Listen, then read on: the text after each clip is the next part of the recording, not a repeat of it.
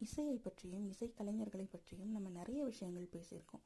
ஆனால் இசைக்கருவிகள் பற்றியும் அந்த இசைக்கருவிகளாக நுணுக்கத்தோடு உருவாக்குற மக்களை பற்றியும் பேசியிருக்கோமா அப்படின்னு கேட்டால் இல்லை.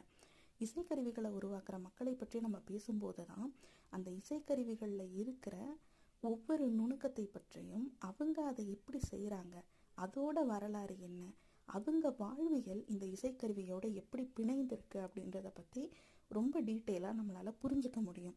அப்படி நமக்கு ஒரு புரிதலை ஏற்படுத்துகிற புத்தகம் தான் பாடகர் டி.எம். கிருஷ்ணா அவர்கள் எழுதியிருக்கிற மறைக்கப்பட்ட மிருதங்க சிற்பிகள், செபாஸ்டியன் குடும்பக்கலை அப்படின்ற புத்தகம்.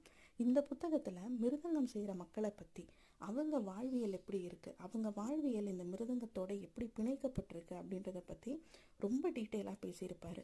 வரலாறில் விடுபட்ட இல்லைன்னா மறைக்கப்பட்ட மக்களை பற்றி இந்த புத்தகம் பதிவு பண்ணியிருக்கு. கண்டிப்பாக எல்லாரும் படித்து பார்க்க வேண்டிய ஒரு புத்தகம்.